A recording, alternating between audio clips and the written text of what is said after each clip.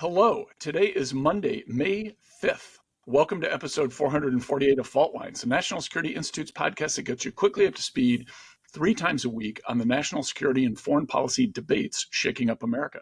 I'm NSI Advisory Board member Lester Munson, and I'm joined today by NSI Deputy Executive Director Martha Miller, Senior Fellow Matt Hayden, and NSI and also Senior Fellow Andrew Boreen.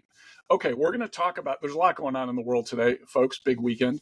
We're going to talk in particular about Ukraine, where there were 3 notable events that have happened in the last few days. Last week, the U.S. and Ukraine signed a bilateral agreement having to do with Ukrainian minerals. This has been much discussed over the last few months, of course. It turns out this deal will create a fund that will be used to pay for the reconstruction of Ukraine once some sort of peace agreement is reached.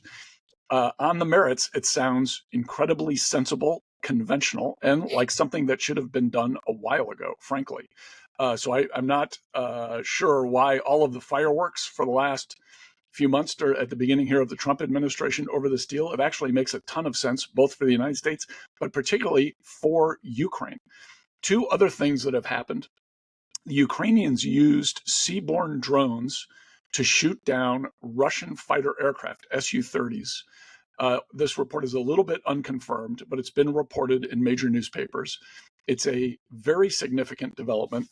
U.S. technology is involved, and it's making a difference on the battlefield for the Ukrainians. The other incident, the other news item related to Ukraine is that the U.S. is sending a Patriot missile defense system from Israel to Ukraine to aid in the defense of Ukraine from Russian missiles and similar threats. Martha, what are your thoughts about these events with respect to Ukraine? Are we seeing a new story emerge here? Look, I think the meeting between Trump and Zelensky at the Vatican made some level of difference, in addition to or simultaneously with Trump getting frustrated with Vladimir Putin. I think the quote was something to the effect of Putin tapping him along. I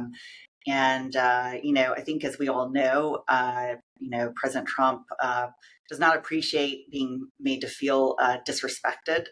So I think Putin may have crossed that line. I think simultaneously, I'm really fascinated by the Ukrainian, the innovation that's taken place in Ukraine, and the use of retrofitting Sidewinder missiles is pretty interesting. I think this is probably the kind of thing that should have been happening a long time ago, but the United States was always, and Europe, were always reticent to allow Ukraine to engage in an offensive use of our systems.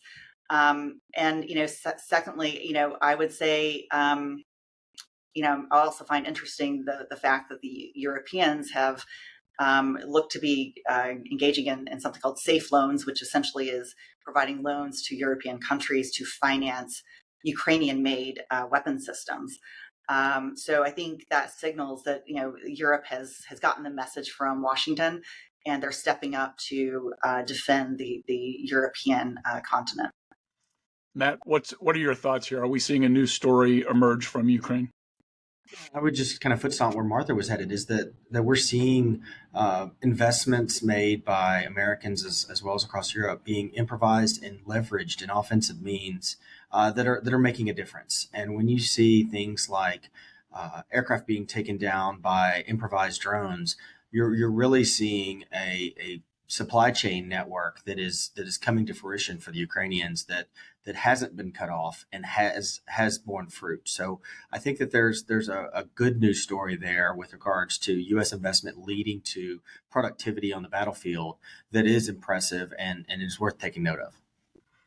Andrew, talk to us about the significance of this Patriot missile move in particular, and what that might mean on both sides of the transaction. Yeah, I mean, it's highly significant. If you're a Ukrainian, you're going to be very happy about that, right? It does add a really significant defensive capability. To your point about how this probably should have happened 3 years ago, a lot of things probably should have happened 3 years ago. In my assessment, we've seen extremely incremental kind of baby steps towards supporting Ukraine, even through the years of the Biden administration. to the point about Patriots and the technology it provides, that's not even the highest state of the art. The THAAD system is a higher altitude air defense that the Israelis have access to. And, I would just, even that is not impenetrable. So I would argue, if we want to see Ukraine have leverage in its negotiations and be able to stand up to kind of Putin's games that he's playing, which he's going to continue to play, and which the Russians will continue to play, I would argue that it is better for America to lean more heavily into defense of its new mineral resources compact. And it was structured in a way that it's co-investment now. So the Ukrainians win, America wins, Europe wins, Russia loses. And, my assessment of geopolitics right now is Russia is an adversarial state. So I support this. I think there's a lot of really good developments for Ukraine this week. Martha, do you think the meta narrative of Trump being pro-Russia may be wrong? It seems to me like Ukraine's in a pretty good spot right now, better than they were at a lot of times during the Biden administration. I'm reminded of the Nord Stream 2 issue, where the Biden administration supported the pipeline, which was basically super beneficial to Russia. The first Trump administration opposed it. Are we seeing again here the possibility that the kind of meta narrative we have here in Washington is just plain wrong? Look, earlier this year, there was actually some talk of, the U.S. potentially supporting the reopening of Nord Stream. So I think, what's interesting is, was this part of a plan to, in January, to make it, give the Russians some level of trust, that they could trust the United States. Honestly, I think at the end of the day, it's sort of hard to pin the Trump administration, particularly President Trump, down on anything. And I think that's sort of part of who he is not necessarily being ideologically fixed to any one thing, except for tariffs, maybe. That he does seem to have a very strong feeling about. But it could be just the evolution of things. So I'm not sure this meta narrative.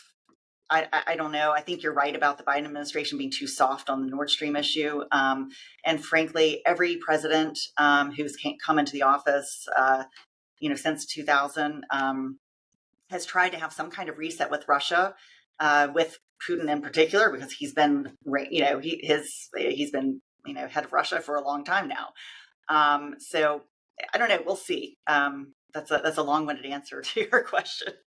All right, we'll go more lightning round from the other guys. Matt, is the meta narrative wrong, or what's going on here?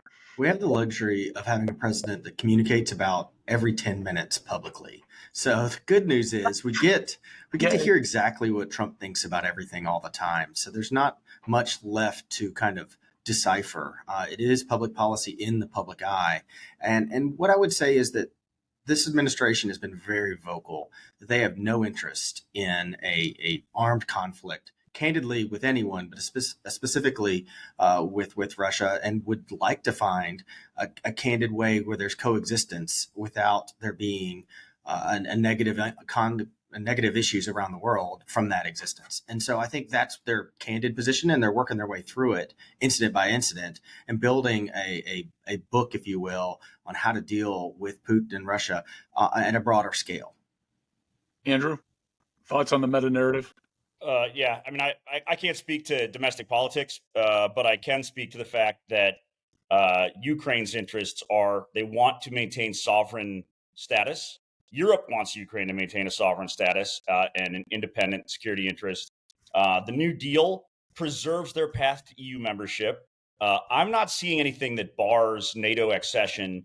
And so, I think one of the benefits of a transactional approach to Ukraine, which a lot of pro-Ukrainian people like myself have been questioning, is it does create some transparency in real time. And maybe the Russians had enough rope to hang themselves, sending North Korean troops to the front, sending Chinese troops to the front.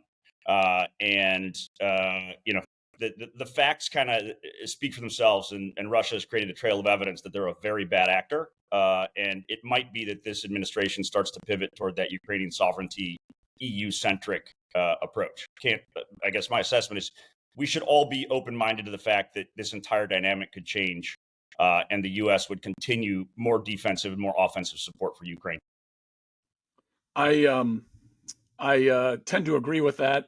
And I'm going to use a sports metaphor here, and I'm not really sure how it specifically applies to this, but in baseball, when the pitcher is warming up before the game, it's always a good idea to take one pitch and just throw it all the way to the backstop and completely miss the catcher entirely. That way the other team thinks that you're wild and they don't know what you're going to do next. And then when the other team actually shows up in the batter's box, you can have a very different approach as the pitcher. I don't know. For some reason, that just keeps popping into my head. Okay, that's a wrap. Thanks so much to Kelly Crowley, Taylor Lane, Claude Jennings, and the NSI staff for their help in producing today's episode. Join us again on Wednesday, May 7th, for another episode of Fault Lines, the National Security Institute's podcast that gets you smart fast on the national security and foreign policy debate shaking up America. Fault Lines is now on YouTube. Check out our channel there for a video of today's episode. If you like what you heard or saw, please be sure to rate, review, and subscribe.